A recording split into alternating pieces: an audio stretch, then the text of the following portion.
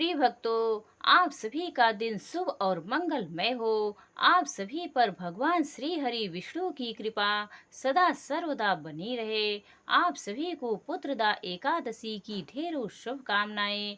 आज सावन मास के शुक्ल पक्ष की एकादशी तिथि है और इस एकादशी को पुत्रदा एकादशी के नाम से जाना जाता है। कुछ स्थानों पर इसे पुत्रदा ग्यारस के नाम से भी जाना जाता है। इस एकादशी का व्रत करने और कथा सुनने से देवतुल्य संतान की प्राप्ति होती है और मनुष्यों को वैकुंठ लोक मिलता है। एवं तुलसी दल अर्पण करने से सब पाप नष्ट हो जाते हैं। तो आज मैं आपको सुना रही हूँ पुत्रदा एकादशी की बड़ी ही दुर्लभ कथाएं। किंतु एक बात का विशेष ध्यान रखिएगा, इन कथाओं को पूरा सुनने से ही समस्त मनोकामनाएं पूर्ण होती हैं। कथाओं को आधा अधूरा सुनने से पूर्ण फल प्राप्त नहीं होता है। तो आइए बड़े ही श्रद्धा और प्रसन्न चित्त मन से इन कथाओं को सुनते हैं। एक बार कुंती पुत्र अर्जुन ने भगवान श्री कृष्ण जी से कहा, हे मधुसूदन, एकादशी की कल्याणकारी और महापुण्यदायिनी कथाएं सुनकर मेरे आनंद की सीमा नहीं है और मेरी जिज्ञासा बढ़ती जा रही है। हे कमल नयन, अब आप मुझे सावन माह के शुक्ल पक्ष की एकादशी की कथा सुनाने की कृपा करें। इस व्रत को करने से किस फल की प्राप्ति होती है और इस व्रत की विधि क्या है। तब भगवान श्री कृष्ण जी ने कहा, हे अर्जुन, श्रावण मास के शुक्ल पक्ष की एकादशी की कथा के श्रवण मात्र से ही अनंत यज्ञ का फल प्राप्त होता है। हे पार्थ, द्वापर युग के आरंभ में महिष्मती नाम की एक नगरी थी। उस नगरी में महिजीत नाम का एक राजा राज्य करता था। वह पुत्रहीन था, इसीलिए वह सदा दुखी रहता था। उसे वह राज्य, सुख और वैभव आदि कुछ बड़ा ही कष्टदायक प्रतीत होता था, क्योंकि पुत्र के बिना मनुष्य को इस लोक और परलोक दोनों में सुख नहीं मिलता है। राजा ने पुत्र प्राप्ति के बहुत उपाय किए, किंतु उसका हर उपाय निष्फल रहा। जैसे जैसे राजा महिजीत वृद्धावस्था की ओर बढ़ता जा रहा था, वैसे वैसे उसकी चिंता भी बढ़ती जा रही थी। एक दिन राजा ने अपनी सभा को संबोधित करते हुए कहा, ना तो मैंने अपने जीवन में कोई पाप किया है, ना ही अन्याय पूर्वक प्रजा से धन एकत्रित किया है, ना ही कभी प्रजा को कष्ट दिया है और ना ही कभी देवता और ब्राह्मणों का निरादर किया है। मैंने प्रजा का सदैव अपने पुत्र की तरह पालन किया है, कभी किसी से ईर्ष्या भाव नहीं किया, सभी को एक समान समझा है। मेरे राज्य में कानून भी ऐसे नहीं है जो प्रजा में अनावश्यक डर उत्पन्न करें। इस प्रकार धर्मयुक्त राज्य करने पर भी मैं इस समय अत्यंत कष्ट पा रहा हूँ। इसका क्या कारण है, मेरी समझ में कुछ नहीं आ रहा है। आप इस पर विचार करें कि इसका क्या कारण हो सकता है और क्या इस जीवन में मैं इस कष्ट से मुक्त हो पाऊंगा। राजा के इस कष्ट के निवारण के लिए मंत्री आदि वन को गए, ताकि वहां जाकर किसी ऋषि मुनि को राजा का दुख बताकर कोई समाधान पा सके। वन में जाकर उन्होंने श्रेष्ठ ऋषि मुनियों के दर्शन किए। उस वन में वयोवृद्ध और धर्म के ज्ञाता महर्षि लोमस जी भी रहते थे। वे सभी जन महर्षि लोमस के पास गए। उन सब ने महर्षि लोमस को दंडवत प्रणाम किया और उनके सम्मुख बैठ गए। महर्षि के दर्शन से सभी को बड़ी प्रसन्नता हुई और सब ने महर्षि लोमस से प्रार्थना करते हुए बोले, हे देव, हमारे अहोभाग्य की हमें आपके दर्शनों का सौभाग्य प्राप्त हुआ।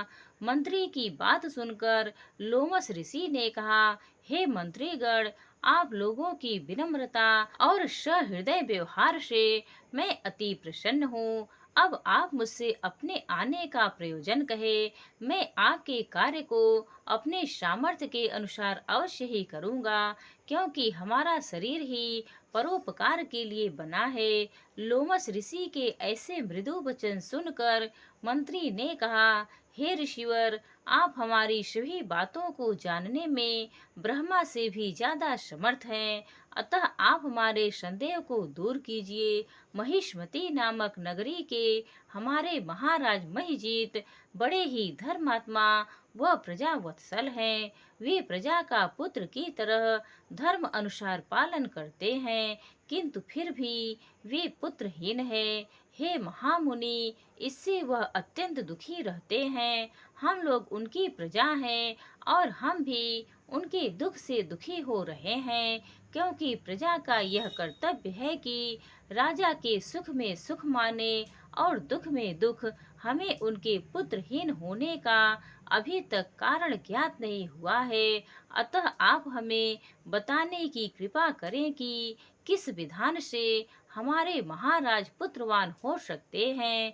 हे ऋषिवर, यह आपका हम पर व हमारे राज्य की प्रजा पर बड़ा ही उपकार होगा।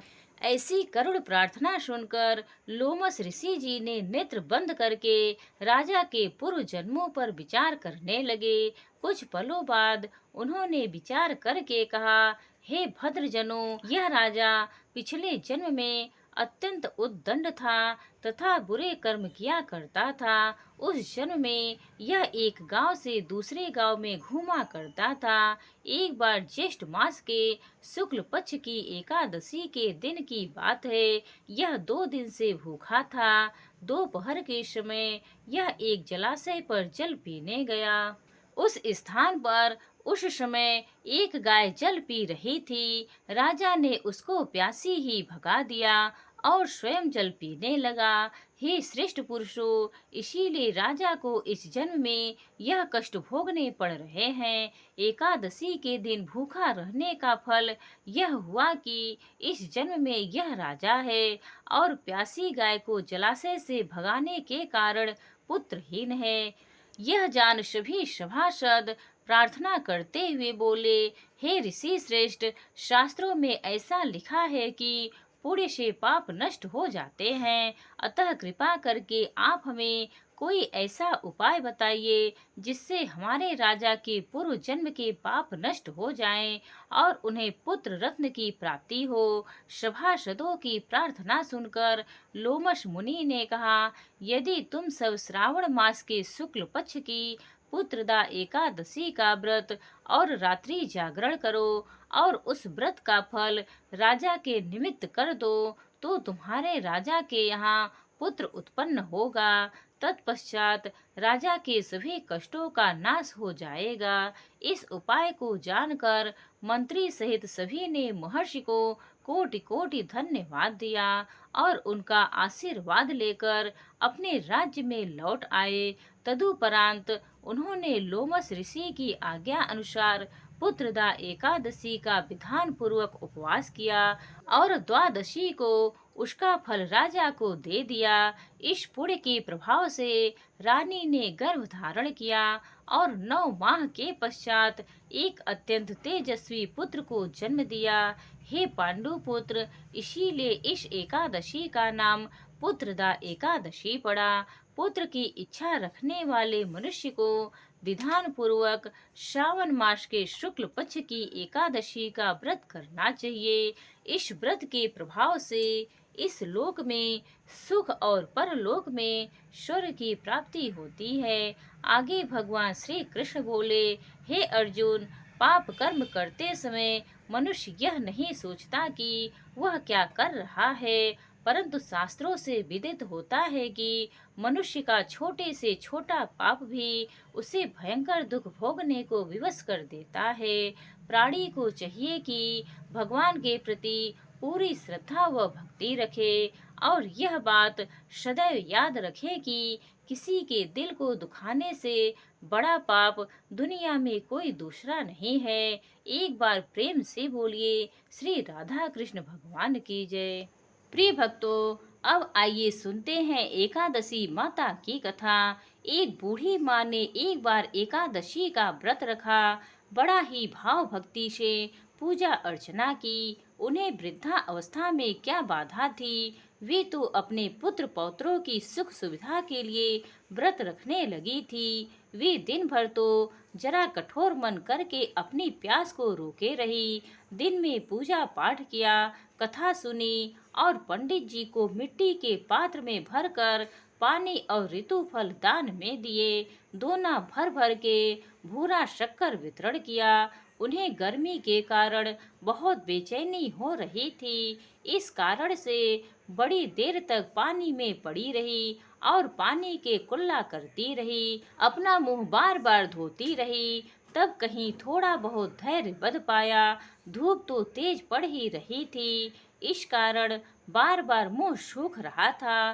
बूढ़ी माँ बहुत बेचैन हो रही थी, क्योंकि एक तो बुढ़ापा और दूसरे यह भयंकर गर्मी। वृद्धावस्था की स्थिति तो कुछ दूसरे ही प्रकार की होती है। जैसे जैसे रो धो के दिन कट पाया, अब पहाड़ सी रात सामने थी, उसका कटना बड़ा ही कठिन दिखाई दे रहा था। खटिया पर पड़े बुढ़िया माई को शांति नहीं मिल रही थी और वे बार बार करवट बदल रही थी। अनेक बार वे बाहर जाती और भीतर आती, उन्हें घर के अंदर शांति नहीं थी। वे पड़ी पड़ी एकादशी माता का स्मरण करती रही। वे कहती रही कि हे एकादशी माता, आप मेरी लाज रखिएगा, आप ही मुझे शक्ति दे दीजिएगा, जिससे मैं भली भांति आपका व्रत कर सकूं और यह पहाड़ सी रात शांति पूर्वक व्यतीत हो सके। प्यास के कारण बूढ़ी माँ की बेचैनी तो बढ़ ही रही थी। उन्होंने धैर्य रखने का बहुत प्रयास किया, किंतु सहनशीलता की सीमा टूट गई और वे घबराकर एकदम चिल्ला पड़ी। बोली कि बचाओ बचाओ। अम्मा का चिल्लाना सुनकर परिवार भर के नर नारी, बच्चे और पड़ोसी एकत्रित होकर बूढ़ी अम्मा की खटिया के समीप पहुंच गए। सब ने पूछा कि अम्मा जी, आपको क्या हुआ, आप क्यों चिल्ला रही हैं, आप इस वृद्धावस्था में यह कठिन व्रत क्यों कर रहे हैं। अम्मा जी, शक्ति से ही भक्ति होती है। थोड़ी ही देर में वे फिर से बोली, अरे हमारे तो प्राण ही निकले जा रहे हैं, मेरी छाती पर ठंडे पानी का घड़ा रख दीजिए। नातियों ने दादी की छाती पर ठंडे पानी का पात्र रख दिया। तब कहीं जाकर उन्हें थोड़ा बहुत आराम मिला और थोड़ी देर के लिए उन्होंने अपनी आंखें बंद कर ली। एकादशी माता ने सोचा कि यह बूढ़ी अम्मा है तो बहुत कठोर, जरा जाकर उसकी परीक्षा लेना चाहिए। वे आधी रात को मुर्गा बनकर टेर लगाने लगी। मुर्गा की आवाज सुनकर दादी जल्दी से उठी और बाहर जाकर आसमान की ओर देखा, किंतु आसमान में कहीं उन्हें प्रातःकालीन तारा दिखाई नहीं दिया। वे सोचने लगी कि यह मुर्गा क्यों और कैसे बोल रहा है। उन्हें प्यास तो लग ही रही थी, थोड़ा बहुत उनका मन भी विचलित होने लगा था, किंतु अंत में उन्होंने दृढ़ निश्चय किया कि मैं अब व्रत को पूर्ण करके ही छोड़ूंगी, चाहे भले ही मेरे प्राण निकल जाए। यह सोचकर फिर वे खटिया पर शिथिल होकर लेट गई। थोड़ी ही देर में एकादशी माता ने उनकी फिर से परीक्षा लेनी चाहिए। एक छोटी सी बालिका एक ग्लास में शरबत लेकर उसके सिरहाने खड़ी हो गई और जोर से बोली कि दादी जी, सवेरा हो गया है, आप हाथ मुंह धोकर शरबत पी लीजिए। पहले तो शरबत का गिलास देखकर उसका मन ललचा गया, किंतु अचानक व्रत का स्मरण हो आया और उन्होंने सोचा कि मैं किसी भी प्रकार से अभी शरबत नहीं पी सकती हूँ, और वे शांति पूर्वक अपनी खटिया पर लेट गई। फिर थोड़ी ही देर में उन्हें ऐसा लगा जैसे किसी ने उन्हें पानी के कुएं में पटक दिया हो। वे बड़ी देर तक उस कुएं में हाथ पांव चलाती रही, किंतु उन्होंने अपने मुंह में पानी की एक बूंद भी नहीं जाने दिया और वे दृढ़ता पूर्वक अपने व्रत का पालन करती रही। थोड़ी ही देर में न जाने कहाँ से सामने आग जलने लगी, जिससे भारी गर्मी बढ़ने लगी और प्यास के कारण प्राण निकलने लगे। किंतु बूढ़ी अम्मा का कुछ भी नहीं बिगाड़ पाया।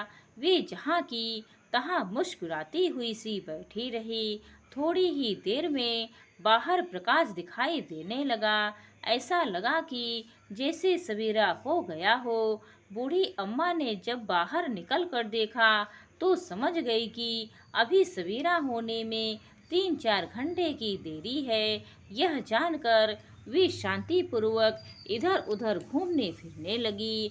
एकादशी माता यह बात अच्छी तरह से समझ गई कि यह बूढ़ी अम्मा किसी भी प्रकार से अपने व्रत से नहीं टल सकती है। वे उनके सत्य व्रत को अच्छी तरह से समझ गई। सवेरा होते ही बूढ़ी माता ने स्नान किया, भगवान का पूजन पाठ किया, एकादशी माता की कथा सुनी, ब्राह्मणों को दक्षिणा देकर भोजन कराया। तब कहीं उन्होंने जल ग्रहण किया। कन्याओं को भोजन कराने के बाद अम्मा ने स्वयं भोजन किया। उस श्रेष्ठ व्रत के प्रताप से बूढ़ी अम्मा की आयु में वृद्धि हो गई। उनका घर परिवार हरा भरा हो गया। घर में अब उनके कोई अभाव नहीं था। वे हर तरह के सुख साधनों से संपन्न हो गई। नाती नातिन से उनका घर भर गया और वे उसी दिन से 12 महीने की एकादशी का व्रत करने लगी। एकादशी माता के व्रत के प्रताप से इस संसार में हर प्रकार के सुख भोग कर अंत में वैकुंठ धाम को चली गई। जैसे एकादशी माता ने बूढ़ी माता और उनके परिवार को हरा भरा किया, ऐसे ही एकादशी माता हम सभी की मनोकामनाओं को पूर्ण करे। बोलिए श्री लक्ष्मी नारायण भगवान की जय। अब आइए श्रवण करते हैं घर में सुख समृद्धि बनाए रखने वाली माता लक्ष्मी की कथा। बनारस के एक बड़े धनवान सेठ रहते थे। वह विष्णु भगवान के परम भक्त थे और हमेशा सच बोला करते थे। एक बार जब भगवान सेठ जी की प्रशंसा कर रहे थे, तभी माँ लक्ष्मी ने कहा, हे स्वामी, आप इस सेठ की इतनी प्रशंसा किया करते हैं, क्यों न आज उसकी परीक्षा ली जाए और जाना जाए कि क्या वह सचमुच इसके लायक है या नहीं। भगवान बोले, ठीक है, अभी सेठ गहरी निद्रा में है, आप उनके स्वप्न में जाएं और उनकी परीक्षा ले लें। अगले ही क्षण सेठ जी को एक स्वप्न आया। स्वप्न में धन की देवी माता लक्ष्मी उनके सामने आई और बोली, हे राजन, मैं धन की दात्री लक्ष्मी हूँ। सेठ जी को अपनी आंखों पर यकीन नहीं हुआ और वो बोले, हे माता, आपने साक्षात अपने दर्शन देकर मेरा जीवन धन्य कर दिया। बताइए मैं आपकी क्या सेवा कर सकता हूँ। देवी लक्ष्मी ने कहा, कुछ नहीं राजन, मैं तो बस इतना बताने आई हूँ कि मेरा स्वभाव चंचल है और वर्षों से तुम्हारे भवन में निवास करते करते मैं ऊब चुकी हूँ, इसलिए यहाँ से जा रही हूँ। सेठ जी बोले, मेरा आपसे निवेदन है कि आप यहीं रहें, किंतु अगर आपको यहाँ अच्छा नहीं लग रहा है तो मैं भला आपको कैसे रोक सकता हूँ। सेठ जी ने कहा, हे माँ, आप अपनी इच्छा अनुसार जहाँ चाहें वहाँ जा सकती हैं। तत्पश्चात देवी लक्ष्मी उनके घर से चली गई। थोड़ी देर बाद माता लक्ष्मी रूप बदलकर पुनः सेठ के स्वप्न में यश के रूप में आई और बोली, सेठ मुझे पहचान रहे हो कि मैं कौन हूँ। सेठ ने कहा, नहीं महोदय, मैंने आपको नहीं पहचाना। यश ने बोला, मैं यश हूँ, मैं ही तेरी कीर्ति और मैं प्रसिद्धि का कारण हूँ। लेकिन अब मैं तुम्हारे साथ नहीं रहना चाहता, क्योंकि माँ लक्ष्मी यहाँ से चली गई हैं, इसीलिए मेरा भी यहाँ कोई काम नहीं है। सेठ जी ने बोला, ठीक है, यदि आप भी जानना चाहते हैं तो वही सही। सेठ जी अभी भी स्वप्न में ही थे और उन्होंने देखा कि वह दरिद्र हो गए हैं और धीरे धीरे उनके सारे रिश्तेदार व मित्र सभी उनसे दूर हो गए हैं। यहाँ तक कि जो लोग उनका गुणगान किया करते थे वो भी अब बुराई करने लगे हैं। कुछ और समय बीतने पर माँ लक्ष्मी धर्म का रूप धारण कर पुनः सेठ के स्वप्न में आई और बोली, हे सेठ, मैं धर्म हूँ। माँ लक्ष्मी और यश के जाने के बाद मैं भी इस दरिद्रता में तुम्हारा साथ नहीं दे सकता, इसीलिए मैं भी जा रहा हूँ। फिर सेठ ने कहा, जैसी आपकी इच्छा। सेठ ने उत्तर दिया और धर्म भी वहां से चला गया। कुछ और समय बीत जाने पर माँ लक्ष्मी सत्य के रूप में स्वप्न में प्रकट हुई और बोली, हे सेठ, मैं सत्य हूँ। लक्ष्मी, यश और धर्म के जाने के बाद अब मैं भी यहाँ से जाना चाहता हूँ। ऐसा सुनकर सेठ जी ने तुरंत सत्य के पांव पकड़ लिए और बोले, महाराज, मैं आपको नहीं जाने दूंगा। भले ही यह सब साथ छोड़ दे, मुझे त्याग दे, पर कृपया आप ऐसा मत करिए। सत्य के बिना मैं एक क्षण नहीं रह सकता। यदि आप चले जाएंगे तो मैं तत्काल ही अपने प्राण त्याग दूंगा। सेठ की ऐसी बातें सुनकर सत्य ने कहा, लेकिन तुमने बाकी तीनों को बड़ी आसानी से जाने दिया, उन्हें क्यों नहीं रोका? सेठ जी बोले, मेरे लिए वे तीनों भी बहुत महत्व रखते हैं, लेकिन उन तीनों के बिना भी मैं भगवान के नाम का जाप करते करते उद्देश्यपूर्ण जीवन जी सकता हूँ। परंतु यदि आप चले गए तो मेरे जीवन में झूठ प्रवेश कर जाएगा और मेरी वाणी अशुद्ध हो जाएगी। भला ऐसी वाणी से मैं अपने भगवान की वंदना कैसे कर सकूंगा? मैं तो किसी भी कीमत पर आपके बिना नहीं रह सकता। सेठ जी का उत्तर सुन सत्य प्रसन्न हो गया और उसने कहा, तुम्हारी अटूट भक्ति ने मुझे यहाँ रुकने पर विवश कर दिया और अब मैं यहाँ से कभी नहीं जाऊंगा। ऐसा कहते हुए सत्य अंतर ध्यान हो गया।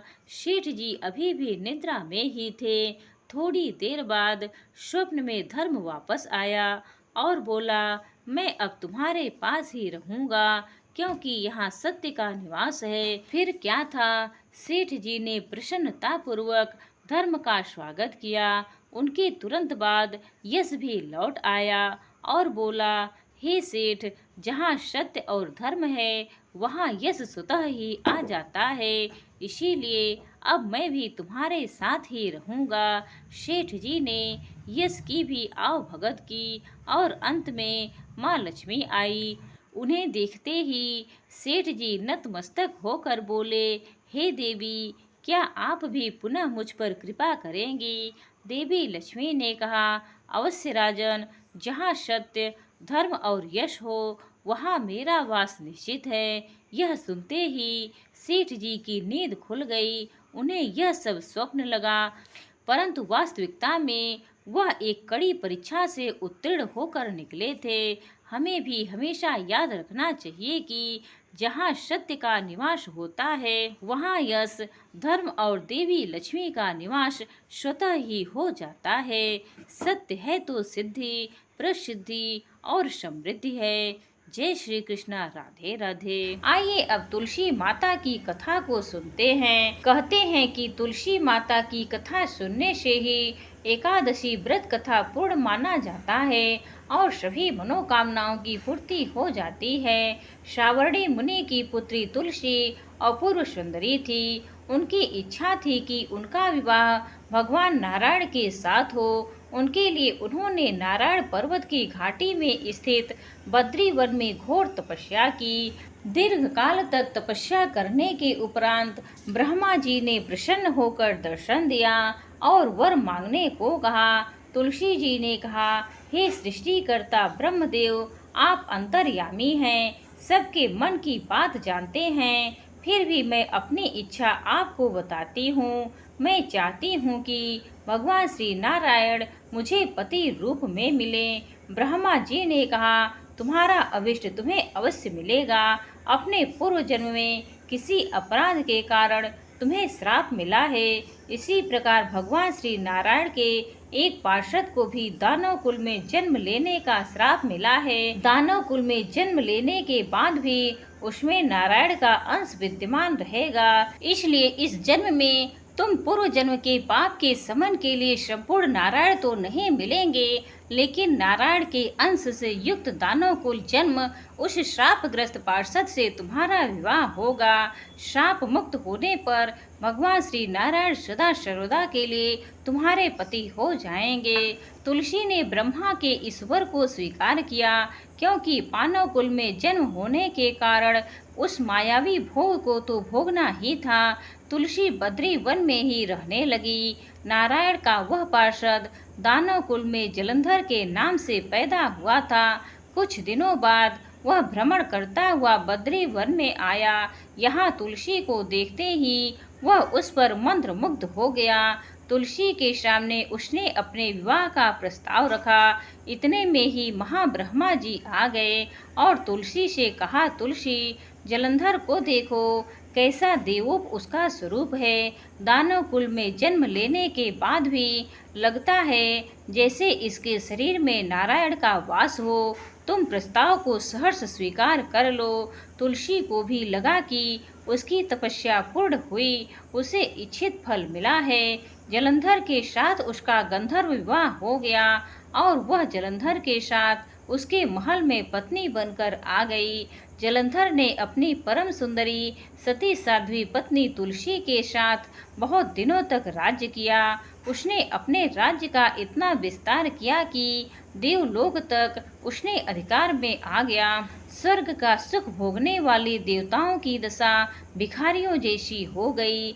जलंधर किसी को कष्ट नहीं देता था, पर अधिकार और राज्य छिन जाने से सारे देवता मिलकर ब्रह्मा, विष्णु और शिव जी की सभा में गए तथा अपनी विपत्ति सुनाई। ब्रह्मा जी ने कहा, तुलसी परम साध्वी है, उसका विवाह जलंधर से मैंने ही कराया था। जलंधर को तब तक नहीं हराया या मारा जा सकता जब तक तुलसी को ना छला जाए। भगवान श्री हरि विष्णु जी ने कहा, जलंधर पूर्व जन्म में मेरा पार्षद था। श्राप के कारण उसे दैत्य कुल में जन्म लेना पड़ा। इस जन्म में भी मेरा अंश उसमें व्याप्त है। साथ ही तुलसी के पतिव्रत धर्म से वह अजेय है। फिर देवताओं की सहमति से भगवान शिव ने जलंधर के पास संदेश भेजा कि या तो वह देवताओं का राज्य लौटा दे या फिर उससे युद्ध करे। जलंधर भगवान शंकर के पास पहुंचा और उसने कहा, देवाधिदेव, आपके लिए देवताओं का पक्ष लेना उचित नहीं है। राज्य बढ़ाना हर राजा का कर्तव्य है। मैं किसी को दुखी नहीं कर रहा हूँ। देवताओं से कहिए कि वे मेरी प्रजा बनकर रहें। मैंने आपका कोई भी अपमान नहीं किया है। हमारा आपका युद्ध शोभा नहीं देता है। अगर आप हार गए तो बड़ी लज्जा की बात होगी। मैं हार गया तो आपकी कीर्ति बहुत अधिक नहीं बढ़ेगी। भगवान शंकर फिर हंसने लगे। वे तो सब रहस्य समझते थे। तुलसी और जलंधर के पूर्व जन्म के श्राप की अवधि लगभग पूरी हो चुकी थी। फिर शंकर जी बोले, इसमें कीर्ति और लज्जा की बात नहीं है। तुम देवों को राज्य लौटाकर उन्हें उनके पद पर प्रतिष्ठित होने दो। युद्ध से बचने का यही एक उपाय है। जलंधर ने कहा, मैंने युद्ध के बल से देवलोक जीता है। कोई उसे युद्ध के द्वारा ही वापस ले सकता है। यह मेरा अंतिम उत्तर है। अब मैं जा रहा हूँ। ऐसा कहकर जलंधर चला गया। उसने अपनी पत्नी तुलसी को सारी बातें बताई और कहा, कर्म भोग सब काल सूत्र में बंधा है। जीवन में हर्ष, शोक, भय, सुख, दुख, मंगल, अमंगल काल के अधीन है। हम तो केवल निमित्त हैं। संभव है भगवान शिव देवों का पक्ष लेकर मुझसे युद्ध करें। तुम चिंता मत करना, तुम्हारा सती तेज मेरी रक्षा करेगा। दूसरे दिन भगवान शंकर के नेतृत्व में देवताओं ने युद्ध छेड़ दिया। जलंधर ने भीषण बाणों की वर्षा कर उनका वेग रोका। उसके प्रहार से देवता डगमगाने लगे। उसने दानवी शक्ति का प्रयोग कर मायावी युद्ध आरंभ किया। युद्ध स्थल पर वह किसी को भी दिखाई नहीं देता था, पर उसके अस्त्र शस्त्र प्रहार कर देवों को घायल कर रहे थे। देवगण अपने अस्त्र चलाएं तो किस पर चलाएं, क्योंकि कोई शत्रु सामने था ही नहीं। कई दिनों तक इस तरह भयंकर युद्ध चला और जलंधर पराजित नहीं हुआ। तब शिव जी ने विष्णु से कहा, विष्णु कुछ तो उपाय करो, अन्यथा मेरा तो सारा यश मिट्टी में मिल जाएगा। विष्णु जी ने सोचा, बल से तो जलंधर को हराया नहीं जा सकता, इसीलिए छल का सहारा लेना ही पड़ेगा। उन्होंने तुरंत अपना स्वरूप जलंधर जैसा बनाया और अस्त्र शस्त्र से सुसज्जित हो तुलसी जी के पास पहुंच गए और बोले, प्रिय, मैं युद्ध जीत गया। सारे देवता भगवान शंकर समेत मुझसे हार गए। इस खुशी में आओ, मैं तुम्हें अपने अंग से लगा लूं। पति को प्रत्यक्ष खड़ा देख तथा विजय का समाचार सुन वह दौड़कर मायावी जलंधर के गले से लिपट गई। इस प्रकार पति पत्नी दोनों ने आलिंगन हो खूब खुशी मनाई। पर पुरुष के साथ इस प्रकार के व्यवहार से उसका सती तेज नष्ट हो गया। उसका सती तेज जो जलंधर की कवच के रूप में रक्षा कर रहा था, वह कवच नष्ट हो गया। जलंधर शक्तिहीन हो गया। यह जानते ही भगवान शंकर ने उस पर अपने त्रिशूल से प्रहार किया। त्रिशूल के लगते ही जलंधर जलकर भस्म हो गया। जलंधर के मरने को जानकर भगवान विष्णु अपने असली रूप में आ गए। सामने अपने पति जलंधर के स्थान पर भगवान विष्णु को खड़ा देख तुलसी बहुत विस्मित हुई। उसको पता लग गया कि स्वयं नारायण ने उसके साथ छल किया है। क्रोध में आकर तुलसी जी ने श्राप दिया और भगवान विष्णु से कहने लगी, एक सती स्त्री का सतीत्व भंग करने के अपराध में तुम हृदयहीन पत्थर हो जाओ। विष्णु जी ने तुलसी के श्राप को शिरोधार्य कर कहा, हे देवी, तुम्हारे तथा जलंधर के कल्याण के लिए मुझे ऐसा करना पड़ा। तुम दोनों को श्राप मुक्त करना था। तुम भी अब अपना शरीर त्याग कर तुलसी विरवा के रूप में जन्म लोगी और मेरी पूजा तुलसी दल से होगी। मैं शालिग्राम पत्थर बनूंगा। मेरे शीश पर तुम आदर से विराजमान होगी। तुम्हारे पति की हड्डियों के चूर्ण से शंख की उत्पत्ति होगी। उस शंख ध्वनि से देवताओं तथा मेरी पूजा आराधना होगी।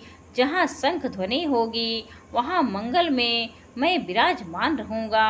तुमने पूर्व जन्म में बद्री वन में मुझे पाने के लिए बड़ी तपस्या की थी। अब अगले जन्म में मैं नारायण के रूप में बद्रीनाथ वन में स्थापित होऊंगा और मेरी पूजा अर्चना फल फूल से ना होकर तुम्हारी तुलसी दल से होगी। मेरे शीश पर विराजमान होकर तुम मुझसे भी ऊंचा पद प्राप्त करोगी। बोलिए श्री लक्ष्मी नारायण भगवान की जय।